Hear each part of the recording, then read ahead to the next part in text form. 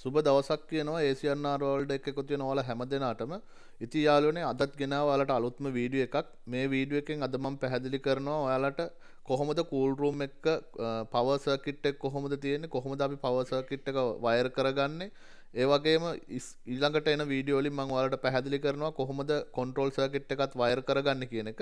ඉතින් මේ වීඩියෝ එකෙන් මම ඔයාලට පැහැදිලි කරන්න බලාපොරොත්තු වෙන්නේ පවර් සර්කිට් එක කොහොමද අපි වයර් කරගන්න කියන එක. ඉතින් ඔයාලට බලා ගන්න පුළුවන් මේ පින්තූරේ තියෙන කන්ඩෙන්ස් යුනිට් එකත් ඒ වගේම ඔපරේටර් එකත්. ඉතින් මෙන්න මේ වගේ කන්ඩෙන්ස් යුනිට් එකකටත් ඔපරේටර් එකකටත් භාවිතා කරමින් කොහොමද කූල් රූම් එක පවර් සර්කිට් එකක් අපි වයර් කරගන්නේ කියන එක තමයි මම පැහැදිලි කරන්න බලාපොරොත්තු වෙන්නේ මේ වීඩියෝ එක හරහා.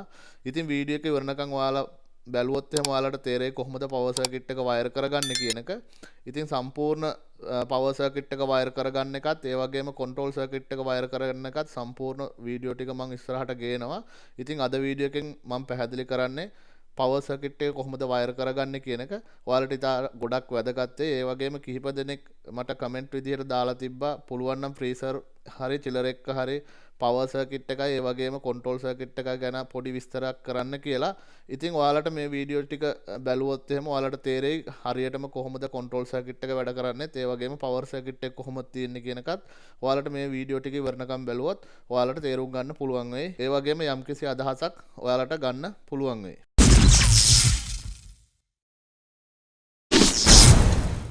මුලින්ම ඔයාලට මම පැහැදිලි කරන්නේ පවර් සර්කිට් එක සාදා ගැනීම සඳහා මොනවද අපිට උවමනා වෙන්නේ කියන එක, මොනවද අපි භාවිතා කරන්නේ කියන එක තමයි මුලින්ම මම ඔයාලට පැහැදිලි කරන්නේ. ඉතින් පවර් සර්කිට් එක සෑදීම සඳහා අවශ්‍ය කරන අමුද්‍රව්‍ය මොනවාද කියන එක මම ඔයාලට මුලින්ම පැහැදිලි කරලා දෙන්නම්. ඉතින් මේ සඳහා ඔපරේටර් එකේ හීටර් සඳහා ELCB එකක් භාවිතා කරනවා. ඒ වගේම MCB එකක් භාවිතා කරනවා. කන්ඩෙන්සර් ෆෑන් එක සඳහා එක MPCB එකක් භාවිතා කරනවා. ඒ වගේම ඔපරේටර් ෆෑන් එක සඳහා එක MPCB එකක් භාවිතා කරනවා. කම්ප්‍රෙසර් එක සඳහා MPCB දෙකක් භාවිතා කරනවා. මේ කම්ප්‍රෙසර් එක සඳහා භාවිතා කරන MPCB දෙක පාර්ට් වයින්ඩින් හරි ඔයාලා ස්ටාර් ඩෙල්ටා හරි වැඩ කරනවා නම් විතරයි වමනා වෙන්නේ. නැත්නම් ඔයාලා ඩිරෙක්ට් ස්ටාර්ට් කරනවා නම් එක MPCB එකකින් ස්ටාර්ට් කරගන්නත් පුළුවන්.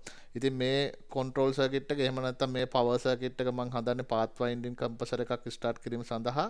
ඒ නිසා මම MPCB දෙකක් භාවිතා කරලා තියෙනවා මෙතන. කම්ප්‍රෙසරේ ස්ටාර්ට් කිරීම සඳහා කන්ටැක්ටර් දෙකක් භාවිතා කරනවා. ඒ වගේම ඔපරේටර් එක ෆෑන් එක සඳහා එක කන්ටැක්ටර් එකක් භාවිතා කරනවා. ඒ වගේම කන්ඩෙන්සර් එක ෆෑන් එක සඳහා එක කන්ටැක්ටර් එකක් භාවිතා කරනවා. ඒ වගේම හීටර් සඳහා එක කන්ටැක්ටර් එකක් භාවිතා කරනවා. ඉතින් මෙන්න මේ බඩු ටික තමයි වමනා වෙන්නේ. මෙන්න මේ ටික තමයි ස්පෙයර් ටික තමයි අපිට වමනා වෙන්නේ. ඉතින් මේ ටික භාවිතා කරලා පවර් සර්කිට් එක කොහොමද හදාගන්නේ කියන එක මම ඔයාලට පැහැදිලි කරන්නම්. ඊට අමතරව කන්ට්‍රෝල් සර්කිට් එක සඳහා MCB එකක් භාවිතා කරනවා. පේස් පේලි රිලේ එකක් භාවිතා කරනවා. කන්ට්‍රෝල් සර්කිට් එක සඳහා. ඉතින් මෙන්න මේ ටික තමයි අවශ්‍ය වෙන්නේ. මේ ටික භාවිතා කරලා කොහොමද පවර් සර්කිට් එකක් හදාගන්නේ කියන එක ඔයාලට මේ වීඩියෝ එක හරහා පැහැදිලි කරන්න. ඉතින් ඔයාලට වීඩියෝ එක ඉවරනකම් බැලුවොත් තේරෙයි කොහොමද අපි මේක පවර් සර්කිට් එක හදාගන්නේ කියන එක. ඉතින් මෙන්න මේ බඩු ටික භාවිතා කරලා කොහොමද පවර් සර්කිට් එකක් හදාගන්නේ කියන එක ඔයාලට මම මේ වීඩියෝ එක හරහා දැන් පැහැදිලි කරන්නම්.